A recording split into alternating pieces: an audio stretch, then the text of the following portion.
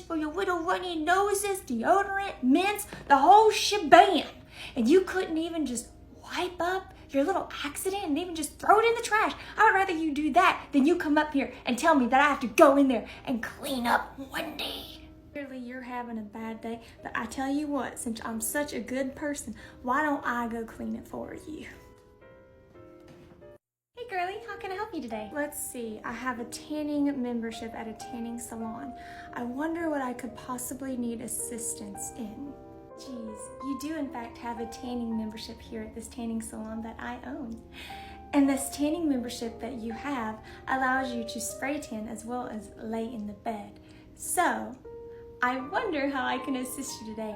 I'm gonna take a guess and say it's one of the two options. You would either like to lay in the bed or spray tan. Of course, there's other things that I can assist you with too, like freezing your membership, adjusting your membership, canceling your membership, or teaching you decent human mannerisms.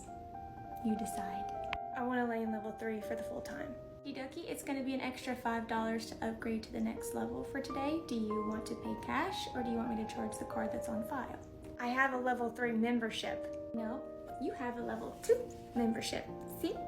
Past 3 times that I've come here, I've laid in a level 3 with no extra charge. You're correct. I put you in all those beds. Those were the 3 free upgrades that I give all new clients when they first start. You used all 3 of those, so now it's $5 if you want to upgrade, or you can pay a flat fee of $10 added onto your membership total, and you can have access to the level 3 for the entire month. Would you like me to assist you in adjusting your membership from a level 2 to a level 3? Your money-hungry self is not going to get me to change my membership. I'll just pay the $5 every time I come here. Okay, so just so I'm following, all right? You would rather come in here and pay $5 every time that you want to lay in level 3 instead of just switching your level 2 to a 3 that's just going to cost you an extra $10 each month. Yeah, you're not getting any more of my money. Okay, cash or card? Dory, do you see anything? Ah! Something's got me! That was me, I'm sorry. Who's that? Who's that? Who could it be? It's me. Are you my conscience? Yeah. I'm your conscience. We haven't spoken for a while. How are you? Can't complain. Yeah, good. Now, Dory, I want you to tell me, do you see anything? I see a light. A light? Yeah, over there. Hey, Conscience, am I dead? No, Hello? Hey, I'm sorry to bother you on your day off, but there's something that I think you should know about. Do you have a second? What's up? After work the other night, me, Becca, and Jacqueline went to dinner, and you were kind of the topic of the night. Okay, what do you mean exactly? Well, they're pretty much accusing you of cheating on your husband. Huh? Well, Becca started talking about how you're just this huge flirt, and you pretty much flirt with every male client. Okay. And that kind of opened the door for Jacqueline to complain to me and Becca about you flirting with her boyfriend one day when he came to pick her up from work. I didn't realize applying the same type of bubbly, happy energy that I apply to all the females would be labeled as flirting / cheating on my husband by applying that same energy to males. Gotcha. I'm just letting you know what was said. And she kept complaining about how you were demanding her boyfriend to take your personal water. So her boyfriend shows up and is waiting in the car with the windows down, no AC, and there's a heat advisory warning. He didn't want to come inside because he had been mowing grass all day and he was disgusting, but he got tired of waiting for her because she did not come out when she was supposed to come out. Lo and behold, she just happened to be tanning and did not tell him that she planned on tanning. He comes into the lobby sweating, looks like he's about to have a heat stroke, and I offer him a cold water from the Coca-Cola fridge.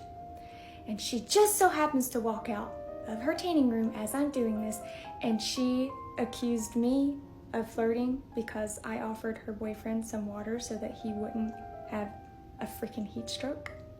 And it gets worse. Well, I'm sure. Last Tuesday when your car was in the shop, so your cousin came to pick you up from work and take you home. Well, now they think that you're having an affair with this guy, but they don't know that that's your cousin. Okay, hold on. What exactly do you think you're going to gain from this conversation? What do you mean I'm making you aware of these girls bad-mouthing you? No, that's not all you're making me aware of. What do you mean? While they were talking bad about me, how are you adding to the conversation? What exactly were you doing? I mean, I mainly stayed quiet because I wanted them to feel like they could trust me because I wanted to hear what all they had to say about you. But I'm on your side. They're so fake. No, see, you're the fakest one by trying to play all sides. What do you mean? I'm telling you all of this because I'm on your side. I'm not fake. If I was fake, I wouldn't tell you all of this. We're friends. That's why I'm letting you know. You're not a friend. You're just a coworker, and you proved that pretty clearly by allowing them to talk crap about me, especially when you could have spoke up because you knew it was my cousin that drove me. But instead, you allowed them to think, not that it matters, but you allowed them to think it was just some strange person that I was potentially having an affair with. That's just dirty. I'm not into all that. You guys are coworkers for a reason. There's a reason why I don't allow certain people into my circle. So I'm gonna block your number here, and I'll just message you guys through the group chat, and we'll have a little meeting, a little sit down and handle all this gossip. No. You can't tell them that I told you any of this. It's a good thing you're not the boss. I'll see you girlies Monday.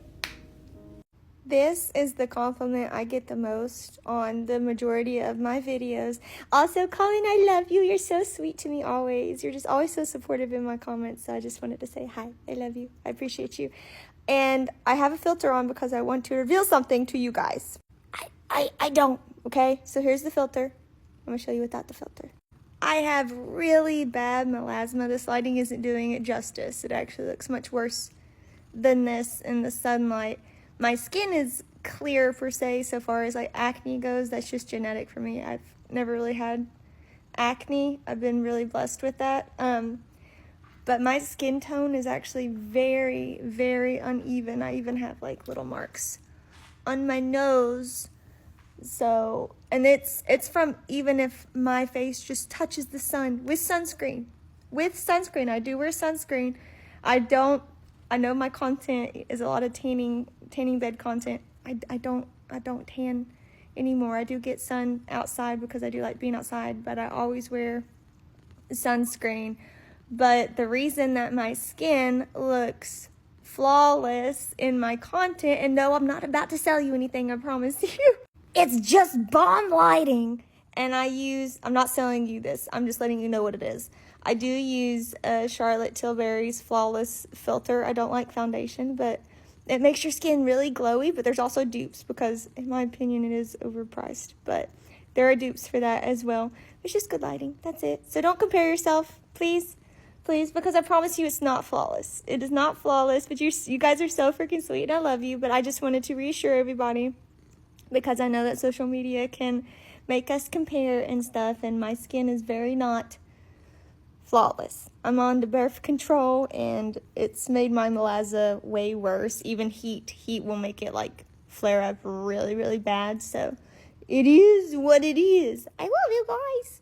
I learned a lesson today that I wanted to share with you guys in case any of y'all are like similar to me.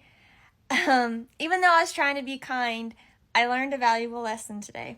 This is for my givers, those who like sometimes give a little bit too much because you really want to show others how much you appreciate them, especially because you're used to not feeling appreciated yourself. Oh, trauma! So one of the reasons you guys have not been seeing me is because I am dealing with a lot of health issues. Don't feel bad for me. I'm okay. I'm going to figure it out, but I'm trying to get properly diagnosed. So today I had to go and get stuck so they could pull my Skyla fluids and send it off to get tested. I am blues.